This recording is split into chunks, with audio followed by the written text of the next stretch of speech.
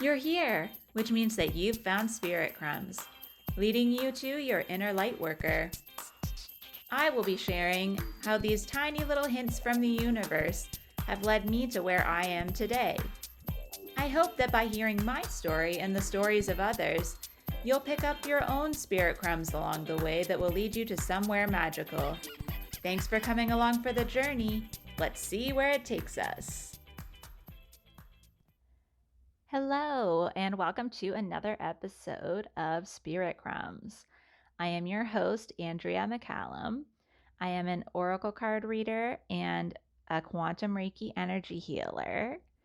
And I'm very excited to continue the series on the Celestine Prophecy.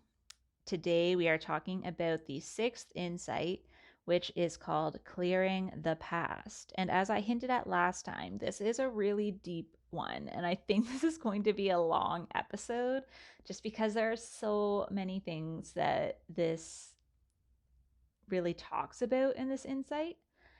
And it's interesting because it does, as they all do, connect to the past ones. And where this picks up from for me is with a matter of energy and the struggle for power. It's kind of a little bit of a mix of those two because it talks about how in order for us to stay connected to this source of energy, we can, like when we're connecting and consciously um, filling ourselves up, in order to stay maintaining contact with that, we need to identify and overcome our particular way that we control others or take energy from others. That's what disconnects us, because this energy, we have to realize we have a direct connection to the source, right? Which is something that a lot of spiritual beliefs refer to as well. And the idea that when we choose to take energy from other people, we can only have one source for the energy, right? And so, like, if we're like, no, thank you, we unplug ourselves from this, like, natural, beautiful way of getting energy in order just like take some away from someone else. So when you look at it in that way, it seems crazy that we do that. But just as a human, that's what we're programmed to. Like, this actually is really like fascinating to me, this insight. I think a lot of you will connect to it right now just because in the past year there's been such a focus on like energy work, past lives, inner child work, reparenting ourselves. There's been so much talk of this, and it really, really is embedded in this clearing the past. And the fact that we do have a choice that we don't all realize because we weren't taught that we can get our energy right from the source. I know in some religions they talk about, going right to God, or, through prayer or through going to church, but there's not this sense of like an inner connection that we can just access our own, right? That we have like within ourselves. So obviously this is not an easy thing to do, to stop taking energy from others when we're literally taught from children to do that, because it's an unconscious behavior, right? It's not something we're actively going around like, I'm going to go steal energy from this person. But what they talk about in this chapter, which I find really interesting, is that they say that the only way to let it go is to bring it to consciousness, which is exactly what shadow work is, right? It's there, everything is a part of us. It's just a matter of pulling it into the light and looking at it and being like, oh, that's what it is, like seeing it for what it is and being okay with that and just saying, this is where I learned that. And that's where we start to identify, like, where did this come from? How long has it been here? Who put it there, right? It's like cleaning out like an attic of a house where like generations have lived there. You're going to go up there and you're going to be like, who the hell left this crap up here? Like, whose weird love letters are these? And like, who made these rules that are like written up here, right? And I think that's like the imagery that comes to my mind, is the fact that like this can be generational. And that even when it's the same with like when you do inner child work, the idea is not to blame your parents or caregivers or whatever. It's the fact that like they have to go through the same process because their parents were brought up a certain way and had certain programming. And so the idea is still going within yourself, not going and taking energy from your parents and like, starting drama with them. Because what they call it actually in this book is your particular, I guess, like programming is called an unconscious control drama. And this is in childhood the way that we learn to get attention and bring energy our way, um, based on our circumstances and who we're around and who we're trying to get the energy from. Because you learn this based on how you get energy from like your parents primarily. So when your parents behave a certain way, you have to learn based on that how to get their attention back. And so this, what they say is like, that's what stops our progress from moving forward and connecting to the coincidences whenever we drag ourselves back into these patterns, right? When we could bypass them, and not, I don't mean spiritual bypassing and not addressing them. It's just seeing them when they come up. I know we talk about this in different areas, different conversations I've had with people in like the spiritual world, where we talk about like just the awareness, like we were saying, like bringing it into light and being aware of it. So it doesn't mean it's going to go away overnight. You're still going to have tendencies for these things to come up, but it's just like when they come up after you've already seen them, you're not going to forget that you've already looked at this. Like once you're doing the shadow work, I'm sure anybody who's been doing that over the last year, especially in 2020, the patterns when they come up now, right? And so you just have to choose a different way of addressing them. And so in this insight, these unconscious control dramas, it talks about how there's a spectrum from like aggressive to passive. And so you have to kind of identify, because you'll probably have a mix based on like what your parents were like, and like how hard it was or how easy it was to get energy from them and attention. And there's 4 different types, I would say, or like roles. And then they're in 2 pairs. So like there's 2 pairs of 2. And so the first one is called the interrogator. And so this is the more aggressive in the pair. And the interrogator is always asking questions, probing, they say, and just that's how they're interacting. And because this is aggressive, because they're doing this in order to find something wrong so that they can criticize the other person. So whether this, again, these are unconscious, it's not that people are necessarily intentionally doing this, but this is how they've learned to get a reaction or to get energy or to get a response from the other person, right? So it's a way to have the other person get self-conscious and then defer to you, and like you can drain the energy from them. So this can work in 2 ways. This can be the parent. So let's say this is the parent that's always like interrogating the child. Then the pair to the interrogator is to be aloof. And how this works is that the aloof person is then going to avoid the interrogation and criticism. And how do you do that? Well, you just avoid having to give any direct, specific answers. So the interrogator also is going to be able to get energy from you as long as you're giving them the answers they want, right? So if the person is like, hey, I really want to avoid these interrogations, they're just going to really become aloof and give vague, ambiguous answers. And the other way around, then when the aloof child needs attention from the interrogator, they will sometimes intentionally be aloof and just come in with very vague answers if they want the parent to ask questions. So if the kid has like a really bad day from school, they may come in and really not say hi. They might just go sit by themselves. Or, if they usually say, oh, I had a test today, it was fine, sort of thing, they may give no answer to the parent. If the parent's like, oh, like, how was school today?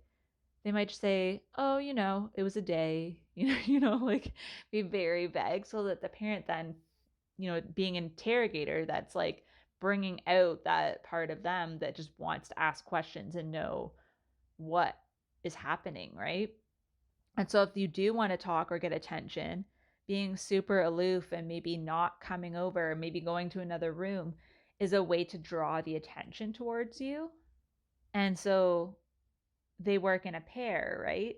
So the interrogator, can also then still may push you to the point where you're still going to give the energy back to them, or it may turn into a situation where there's criticism. But if it's a situation where you have something exciting to share and you just can't get the interrogator's attention, that may be what happens, is you kind of like pull yourself away so they have to come to you and like pull the information from you. And so that's the first pair. And then the second pair has a more obvious aggressive and passive side, because the aggressive side is the intimidator. And so they are the actual aggressive, where it may be verbal or it may be physical. Usually it's verbal, and it's like striking fear into the child, forcing them to listen to you, forcing attention, forcing them to pay attention, threatening physical violence, perhaps. You're in a situation where it's that like my way or the highway kind of parenting, where it's like, if you don't do what I say, you're going to get the strap, or like, just wait till we get home, that kind of intimidation. And what happens is, although I think a lot of parents, like, I'm just reflecting because I like have heard of people who have this upbringing, and what happens is and what happens in general, I meant to say, even with the other pairing, is that you tend to only know how to act out this drama. So this same drama gets passed to your children. So like when they say the cycle of violence, if someone it grows up with an intimidator, what happens is then the child will either become another intimidator because they see that's how to parent and get that energy from a child or from another person. They may just be another intimidator, or the opposite.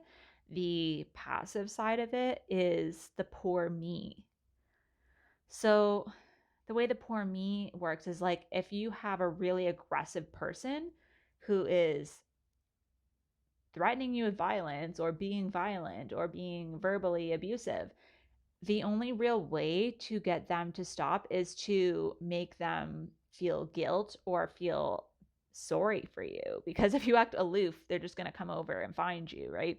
If you start asking them questions, it's going to make them mad, right? Like, there's the only way really is to like make them realize what they're doing to you by like either crying or like making them feel guilty, explaining it, and then the person realizing what they're doing and temporarily giving attention to you, um, and giving energy back. So this one is a very difficult cycle, because then even though some parents, they think, oh, by being tough on the kids, they're going to learn how to be tough, but that might not happen. It depends on that child's personality, because they may then go to the poor me, where that could be those people where they're always trying to make you feel bad for them. They're always just stuck in that drama because that's the only way they know how to get attention at home. So they may want people to feel bad, or they may like trick people into helping them by being like, oh, like, I'm not going to be able to do this myself. If you don't help me, then this will happen, those kinds of situations. And so without realizing it, these intimidator parents may be actually doing the opposite of what they want for their children. And instead of them being like bold and confident, they may actually cause their children to lose that confidence completely and just resort to feeling helpless and being like the victim. And what can happen though in either situation, like the interrogator aloof or the intimidator poor me, is that sometimes, like anybody, if you get pushed too hard, even if the person is in the more passive state most of the time, so like either like aloof or poor me, if they get pushed to a certain point, they'll act out the other side, right? Like they'll act out as the interrogator, like yelling back, being really angry and forcing attention, being verbally abusive, or like asking a million questions back at the other person. So it is something that I'm sure like we can all look at and really analyze. And what this talks about in the book is that like you really do have to look back at your family experience to see what your parents control drama was and what yours is. And like I said, you might be, depending on your personality, you might be a combination of the passive and aggressive. So you might be like passive aggressive, like in your way of like um, having your own, because like they say, it's like overcoming your own particular way of controlling. And what might also happen is you might have one parent that's an intimidator and one parent that's an aloof, right? Where you have to ask them questions to get one parent questions to get um, information, and the other parent you might have to like play to like the poor me and like the guilt to get their attention, so that they don't start their intimidator action. And then your parents themselves might be a combination, right? So it is really difficult, but you can kind of sift through them if you look at like the points of like conflict or the points where you felt you needed to get attention and what you used to do that, or maybe still do. um but they talk about how once you realize that, then you have to think about why you were placed in that particular family, because there's always like a higher meaning. And like I said, you're going to be a hybrid between your parents probably. And that it's a way of like transcending this by acknowledging it and by realizing what you're supposed to learn from it, because we're always learning something from our experience, right? And like there's a reason we incarnated with this particular family in this lifetime at this time. And so this is a way of like integrating a higher view of your life and purpose, and like a, as they call it, a clear awareness of your spiritual path. It shows how your life is meant to unfold. And so what can sometimes happen is you can look and say like, oh, for example, if you're looking at like your parents' spiritual beliefs, and like maybe one of them was an atheist and one of them was super religious, and then you need to come somewhere in between, right? It's any of those things where like whatever was really highlighted to you in like your upbringing, you might see where like you have to be a hybrid between the two, because like I believe this also relates to just in general like ancestral healing, right? Like whatever the family patterns are from both sides, there's a reason you're at the center of those two families and those two control dramas, and what you're meant to learn from that, which I find fascinating. um just because like every single human on earth is able to do this work, right? And that's where like shadow work comes in. um but then once we realize this, then that also enhances again the coincidences, because then we're on the path. You're like, oh, I realize like what my purpose is. Like this is why I'm drawn to do these particular things. Like maybe like if yours is a more spiritual um hybrid that you're trying to create, maybe that's why you're on more of a spiritual path as your purpose. Or like maybe, you know, it was more of like a caregiving situation and now you're in nursing. Like there's always like reasons for your particular spiritual path.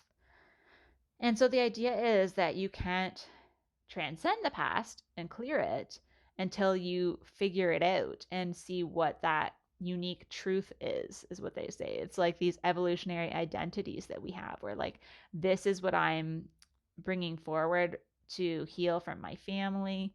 This is my new truth. This is what like I'm going to do now to make sure that it's a positive outcome for these.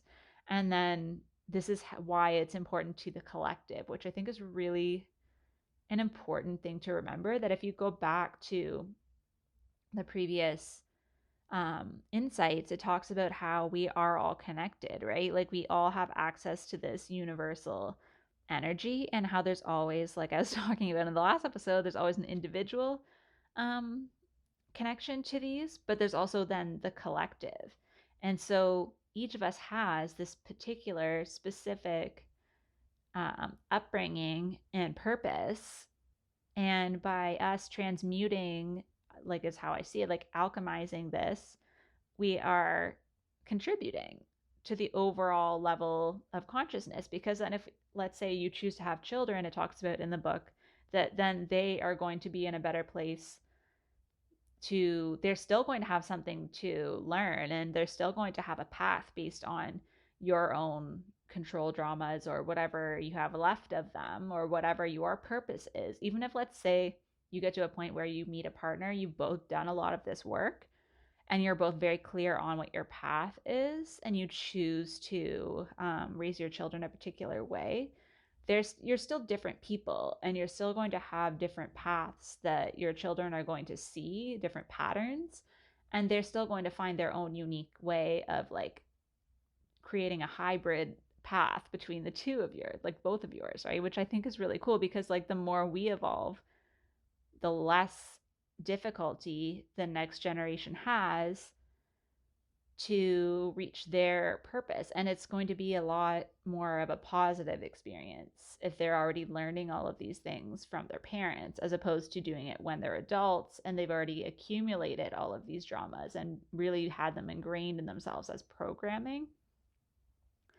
And then one of the other points that I think is really interesting, like we talked about before, is like with any shadow work, like once you know what yours is, there's no going back.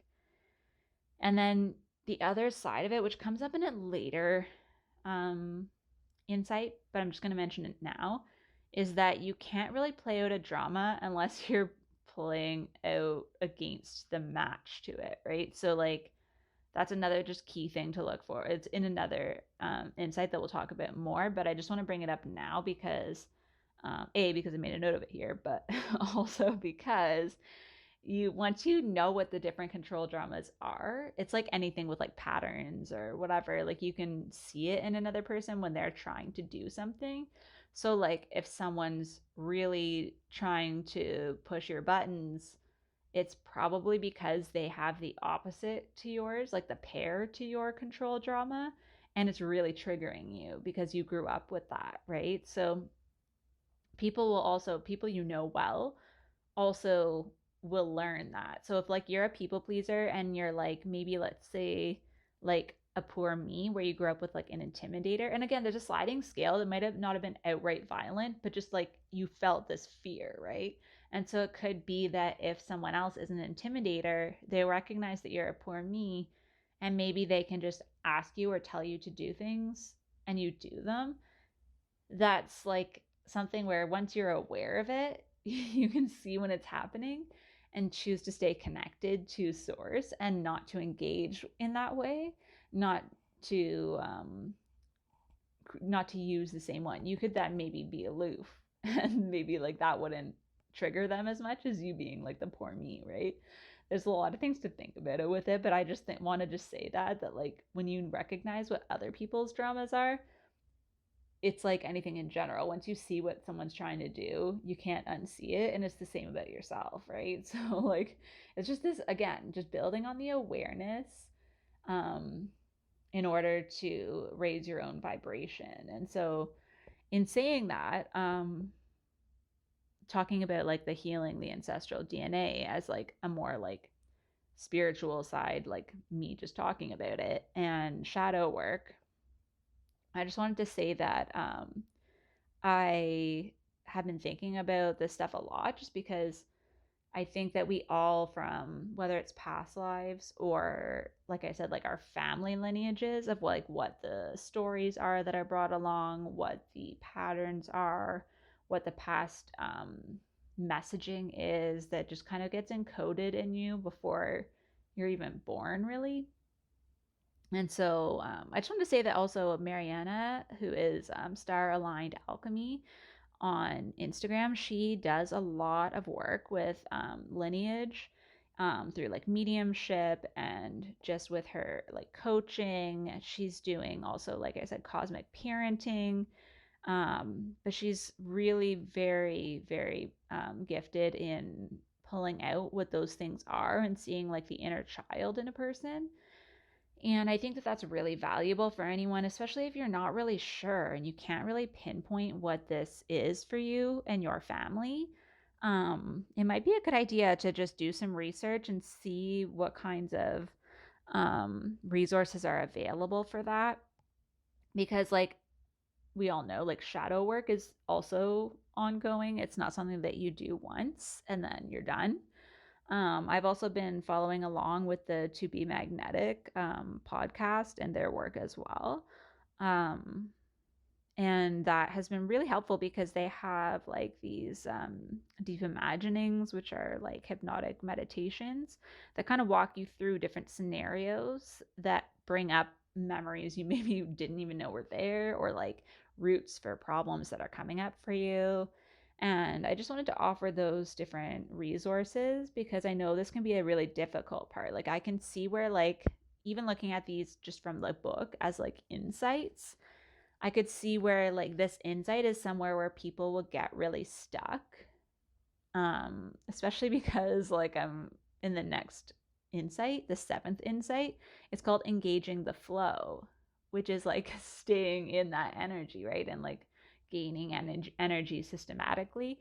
And so I just thought I'd leave it there because I think that like if you're trying to do what I'm doing and I'm trying to kind of work through these, this can be a place where you can really get stuck if you're not able to bring things to your own awareness. And so you may need some help from like an outside third party person who isn't in your family and isn't in the drama. We'll just say it that way. So yeah, I look forward to talking about engaging the flow with you in the next episode. I hope you enjoyed this one. Thank you so much for joining me on another episode of Spirit Crumbs. You can find me on Instagram for this podcast at Spirit Crumbs, or you can also find me at Concrete and Crystals for my own spiritual offerings and more tidbits about my own journey. Thank you for listening, and we'll see you in the next episode.